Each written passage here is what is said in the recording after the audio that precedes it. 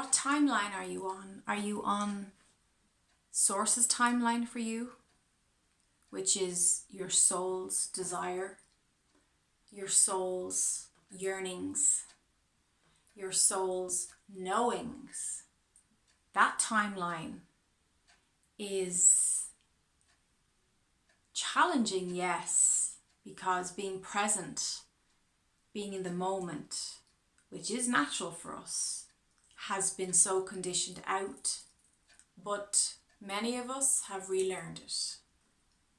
That's the timeline, that source, that the thought forms of God, which manifest as your angels, your spirit guides, that's the timeline they want you to be on. Or are you on a misery timeline? A timeline of drudgery, struggle, stress. The choice is yours. In my work, I see people who are almost proudly stubborn about holding on to their misery timeline. There's a pride in their pain, in their suffering, in their victimhood. And when I see that expressed, I step back and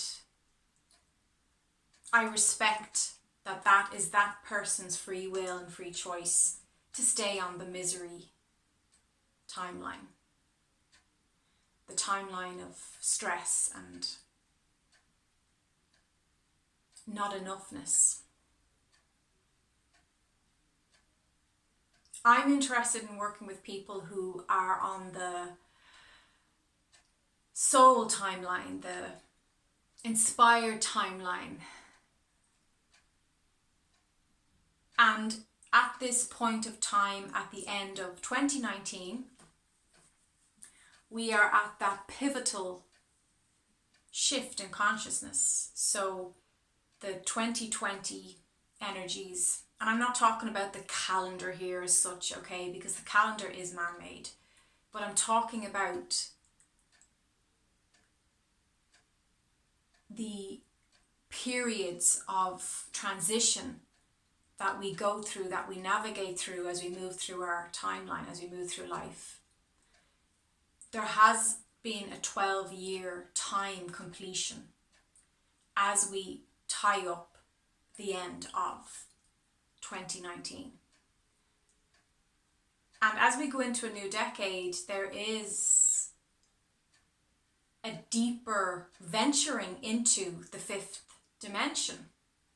And that timeline is very, very different to the third dimensional Gaia, Earth experience that many of us were previously born into,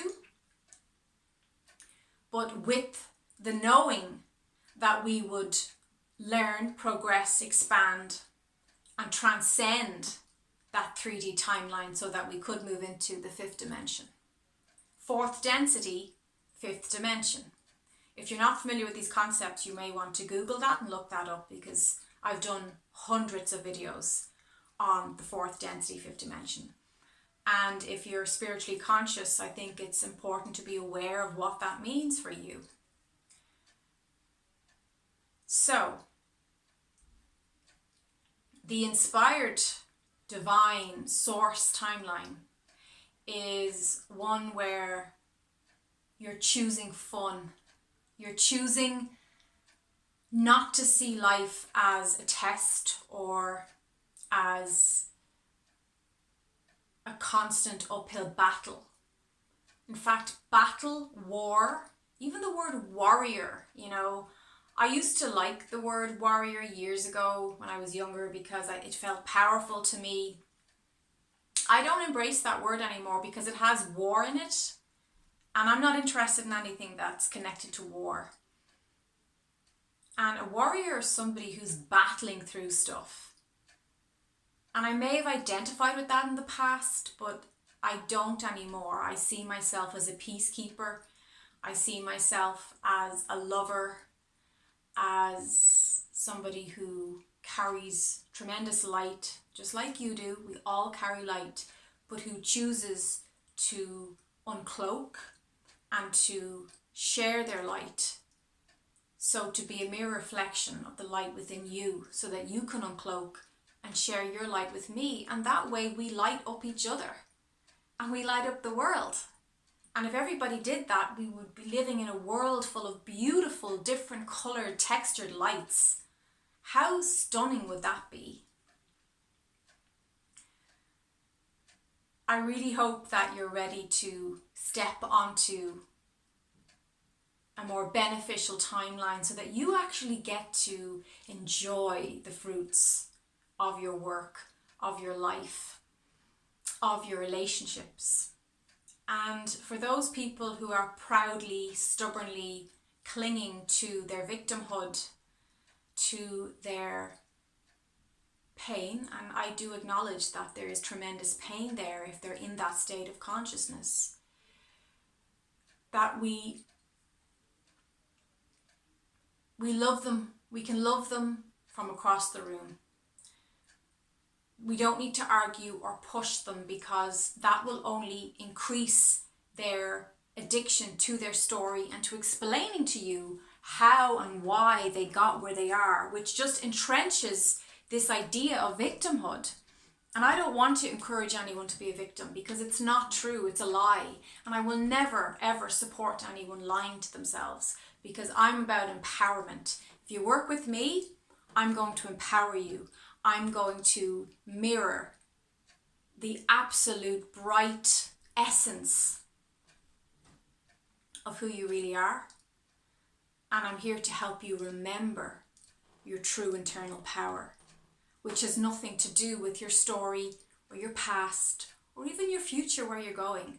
It's about where you are and who you truly are in each and every moment, no matter what's going on. So, respecting free will. We live in a planet of free will. And shining your light bright, so who knows, people get inspired. People might go, wow, that person isn't carrying a whole lot of baggage, you know, there's a lightness to them. There's a playfulness. And when they see that, they can be inspired and they can realize they can shine their own light too. Everybody has this bright light. I don't care who they are. Everybody does. Even the worst, bitter, twisted tyrant. But those people just chose not to hop on to their soul's divine, godly timeline. They chose to walk in the dark.